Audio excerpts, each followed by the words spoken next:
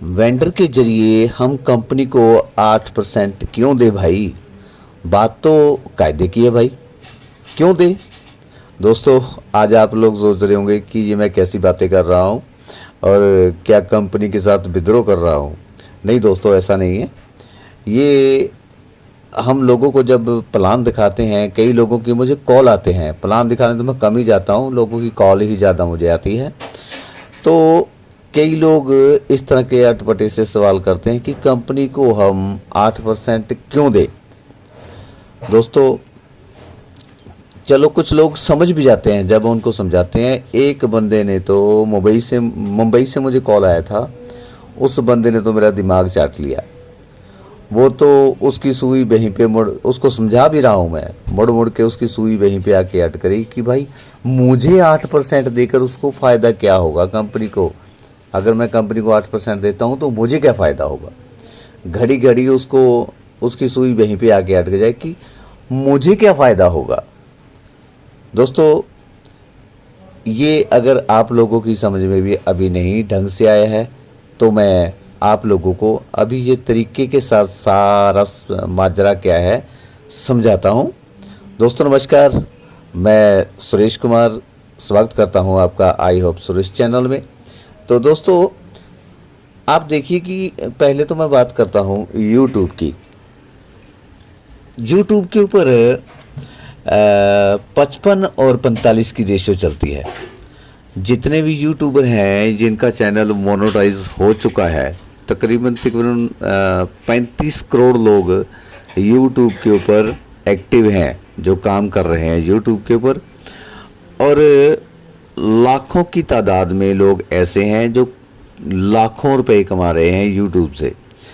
और दोस्तों, यूट्यूब उसमें से जो ऐड लगती है, ऐड में से 55% वो अपने यूट्यूबर को देता है और 45% खुद रखता है। दोस्तों, ध्यान से सुनिएगा बात को कि यूट्यूब ने इतना बड़ा सर्च इंजन लगाया, इतना इंतज़ाम किया लोगों के लिए, पैसे कमाने का जरिया दिया उनको, लेकिन वो फिर भी 45% ले रहा है। क्यों ले रहा है? उसको पता है कि ये जो यूट्यूबर है ये कस्टमर एकत्र करके मेरे पास लेके आ रहा है। चैनल मोनेटाइज तभी होता है जब 1000 सब्सक्राइबर हो जाते हैं और 4000 घंटे वॉच टाइम हो जाता है, तब जाके चैनल मोनेटाइज होता है। तब जाके यूट्यूब को लगता है कि इसका चैनल देखने वाले काफ़ी सारे लोग हो चुके हैं, अब यहाँ पे ऐड लगाना वाजिब है और जहाँ से मुझे कमाई हो सकती है। तो उसने रेशो क्या रख दी कि 55 रुपये तो देने शुरू कर दिए यूट्यूबर को और 45 रुपये रख रहा है खुद। अब देखिए, जो 45 रुपये रख रहा है वो फिर भी यूट्यूबर से कई गुना कमा रहा है। और यूट्यूबर कितना कमा रहा है? 55% के हिसाब से भी वो यूट्यूब के बराबर कमाई नहीं कर पा रहा है। क्यों नहीं कर पा रहा है? क्योंकि यूट्यूब के पास यूट्यूबरों की तादाद बहुत सारी है। अगर वो 45% भी ले रहा है तो भी कई गुना हो जाता है। तो दोस्तों, इसी तरह अब मैं एनबी शॉपी के ऊपर आता हूँ। अगर आप एनबी शॉपी को 8% दे रहे हैं, अगर आपको किराने के बीच में 12% कमीशन मिलता है तो 4% आप लोगों को बचता है। यही ना? अब यही सोच रहे होंगे ना कि हमें 12% तो सारा टोटल बचता है और 8% तो ले जाएगी कंपनी। दोस्तों, उससे पहले जो आपके पास ग्राहक थे उन्हीं से आप 12% ले रहे थे और वो कस्टमर पक्का आपका है भी नहीं। अगर आपके पड़ोस में एक दुकान और खुल गई तो गई भैंस पानी में। दोस्तों, ग्राहक को जहाँ छूट मिलेगी वो वहीं पे जाएगा। अब इसी से आप समझ लीजिए कि आप जब आपके पड़ोस में दुकान खुल जाती है तो आप भी फिर कुछ ना कुछ कश्मकश में पड़ जाते हैं।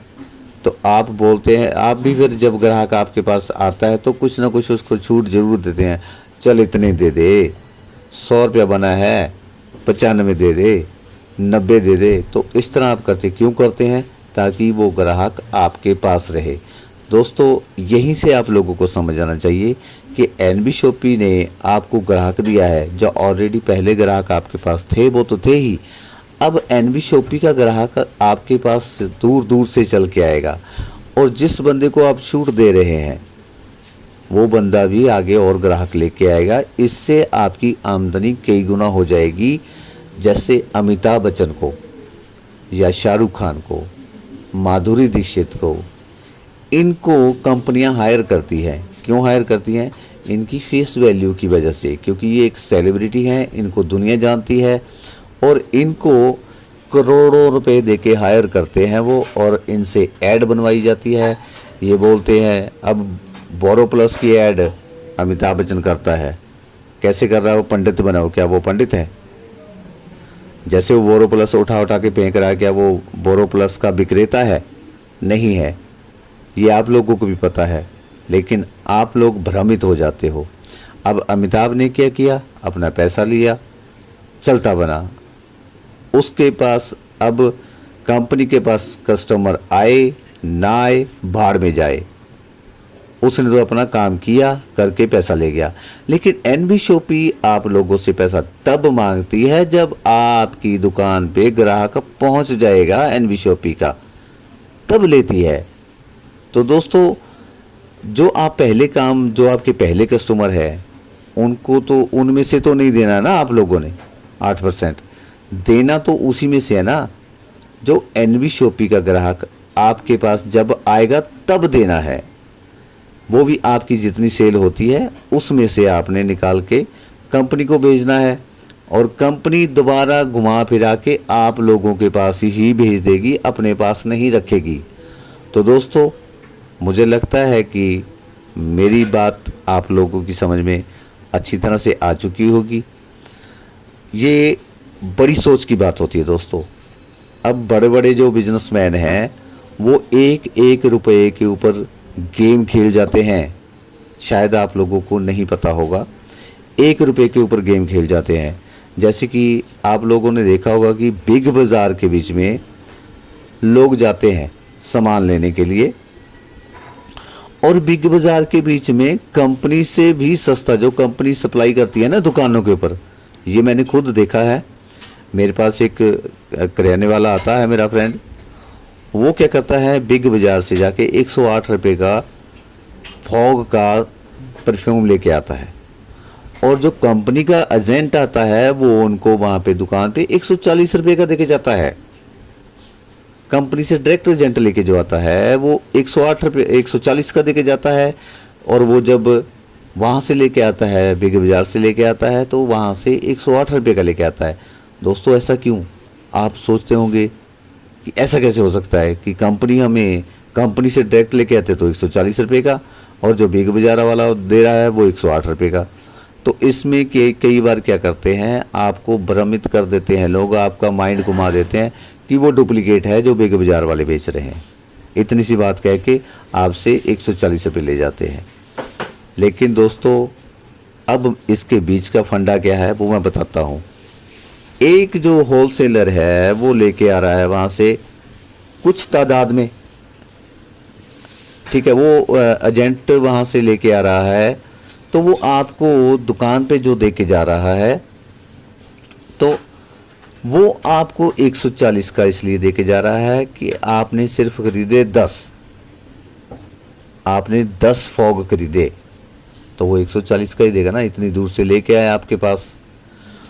और जो बिग बाज़ार वाला खरीदता है कंपनी से डायरेक्ट, वो उठाता है 1 करोड़ 2 करोड़ इकट्ठे उठाता है।